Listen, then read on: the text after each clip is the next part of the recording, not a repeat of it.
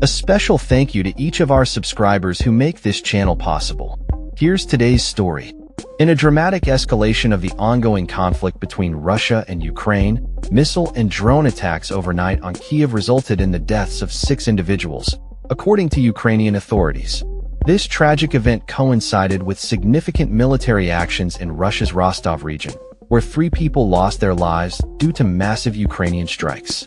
The timing of these attacks is particularly critical, as U.S. Army Secretary Dan Driscoll was engaged in discussions with a Russian delegation in Abu Dhabi, with a looming deadline for President Donald Trump's proposed peace plan approaching. Ukrainian President Volodymyr Zelensky expressed optimism about potential peace prospects following a conversation with British Prime Minister Keir Starmer.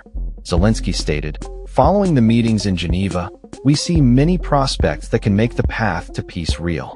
There are solid results, and much work still lies ahead." This sentiment comes as EU foreign ministers prepare for a video conference on Ukraine, reflecting the urgency of the situation.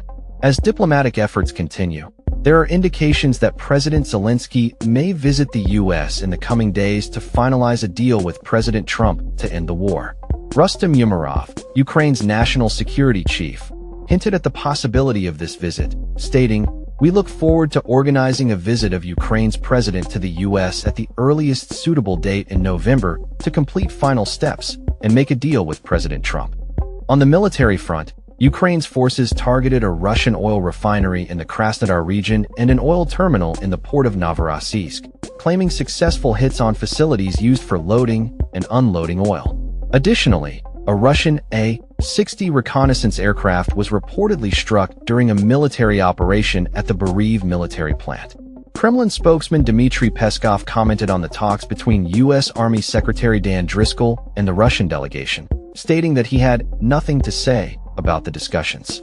Peskov emphasized that Moscow had not received any updated plans regarding Ukraine, asserting, "Currently, the only substantive thing is the American project, the Trump project. We believe that this could become a very good basis for negotiations." French President Emmanuel Macron weighed in on the situation, stressing that Europe desires peace, but not at the cost of Ukraine's capitulation. Macron highlighted the necessity for security guarantees for Ukraine, stating, "For an effective peace, Ukraine needs security guarantees." He also mentioned the potential establishment of a reassurance force in Ukraine, which would include French, British, and Turkish soldiers. The ongoing violence has resulted in significant casualties on both sides. In Kyiv, authorities reported that at least 1 person was killed and 7 others injured due to missile and drone strikes targeting the energy sector. President Zelensky acknowledged the critical moment facing Ukraine, warning that the country risks losing either its dignity or its ally in Washington. Overnight, Russia's defense ministry claimed to have intercepted nearly 250 Ukrainian drones, asserting that air defense systems successfully destroyed these unmanned aerial vehicles during the attacks. In the Rostov region, Governor Yuri Slyasar confirmed 3 fatalities and 10 injuries resulting from Ukrainian strikes, while Krasnodar Governor Veniamin Kondratyev described the bombardment as one of the most sustained and massive attacks from the Kyiv regime. As the conflict continues to escalate, the urgency for a diplomatic resolution grows. Kyiv and its allies have been working tirelessly to revise the U.S. peace framework, which President Trump has set a deadline for response by November 27th, coinciding with the American Thanksgiving holiday.